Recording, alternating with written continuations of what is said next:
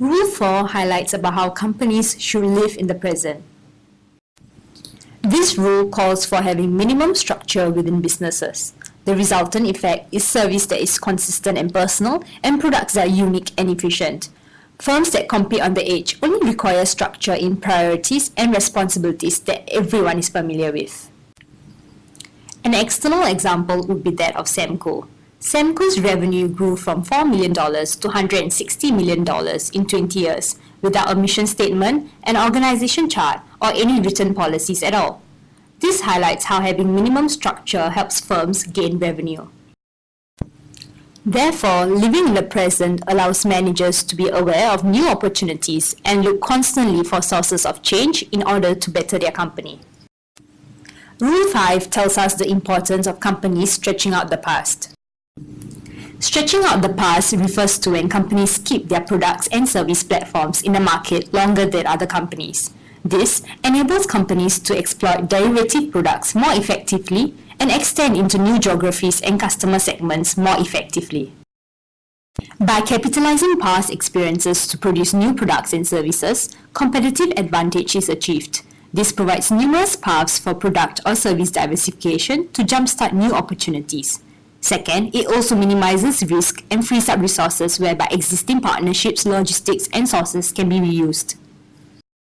New experiences and insights gained from more recent ventures are used to revamp and revive older strategies. This prevents companies from being locked into dated competitive models. Now, here's an external example, Intel, that could have benefited by stretching out the past. Look at how stretching out the past could have benefited Intel. Intel announced 12,000 job cuts by 2017, and it targeted those over the age of 40 in the latest round of layoffs to bring in younger talent and fresh ideas to Intel. However, Intel fails to realize the importance of retaining the expertise of older and experienced workers. The next rule we will be focusing on is the need for companies to reach into the future. Managers are driven by the belief that the future is unpredictable. Hence, in order to reduce unpredictability, companies launch more experimental products and services, create more strategic alliances, especially with nascent markets and technologies, and employ more futurists. Companies revisit the future often and review various possible outcomes of the future in order to strike a balance. This is to ensure that companies avoid underinvesting in the future and instead play with various opportunities that may arise. However, at the same time, it also ensures that current projects are not neglected.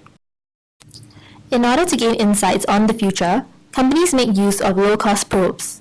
Instead of predicting the future, the use of these low-cost probes, such as small investments in fledgling companies, enables a company to experiment on a small scale, carefully calculate the learning potential from each of their probes, and hence measure the outcomes.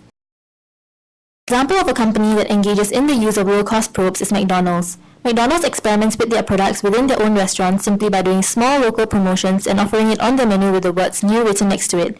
When their new products are not profitable enough to mass commercialize, they might then be reintroduced over the years as seasonal products instead. Created using Powtoon.